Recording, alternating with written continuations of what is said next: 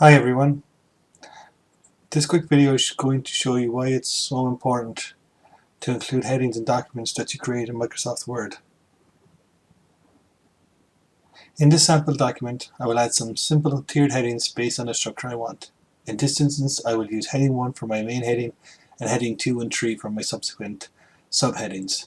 To add headings, simply click on the title that you wish to make a heading, go up to the styles bar at the top and click the corresponding heading. In this instance, it's going to be heading 1. For background, I'm going to give this as a subheading, heading 2.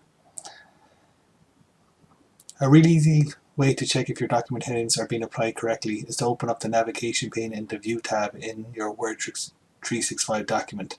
However, I prefer to use the shortcut key, which is Alt, W and K, and what that does is it brings up on the left hand side this navigation pane here with Introduction as my heading 1 and an indented background, which is subheading 2. This will give you a feel for the structure of your document to make sure that what you're creating has a flow that you want and that it has a structure that's accessible and that it's easy and that it's, structured correctly.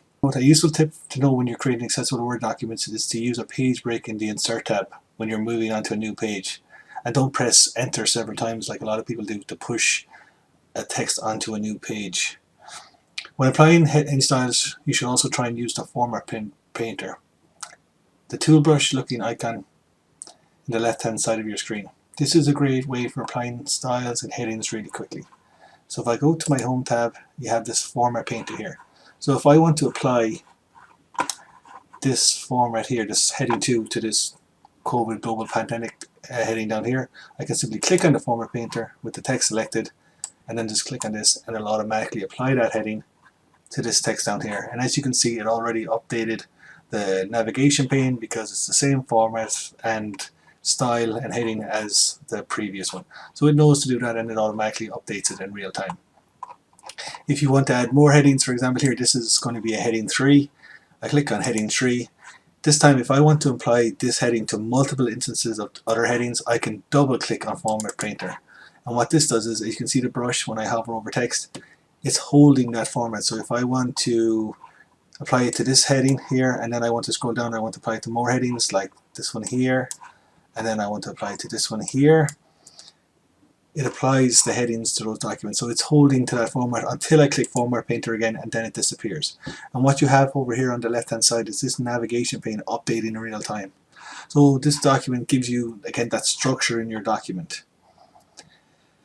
In addition to being including these headings, in addition to it just being accessible, it also makes it easier for you to generate tables of contents. It makes it easier to navigate long documents because you can use the navigation pane to quickly jump between different sections in your document. But it also gives the document a structure. So if you save it as a PDF, for example, it will hold that formatting in the PDF document. So when the PDF is created, it'll also have these headings in there to make the document more accessible. So this will be a quick demonstration to show you how screen readers engage with Word documents that have headings applied. In this instance, I have the screen reader open already.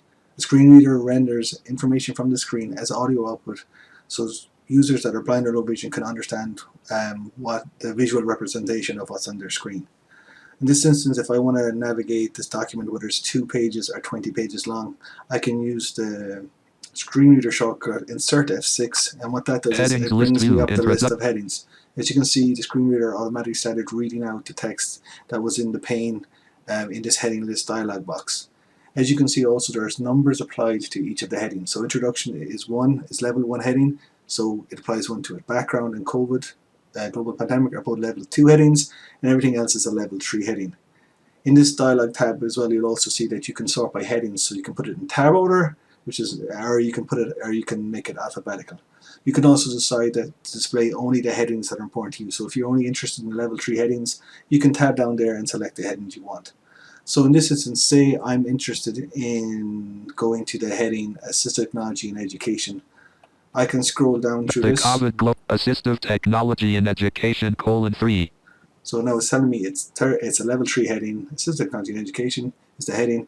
And if I want to go to that heading, I can just hit the tab key. Move the heading button to activate. Press space bar. Alt+M. So it says hit space to activate to move to that heading. If I hit space, heading level 3 Assistive Tech, it brings me straight to that heading. So that's how screen readers navigate documents. If you put the structure in place, it can use the shortcut keys and headings list it has in the screen reader software to jump from section to section, making it really easy to navigate a document, whether it's a long document or a short document. I hope you found that useful.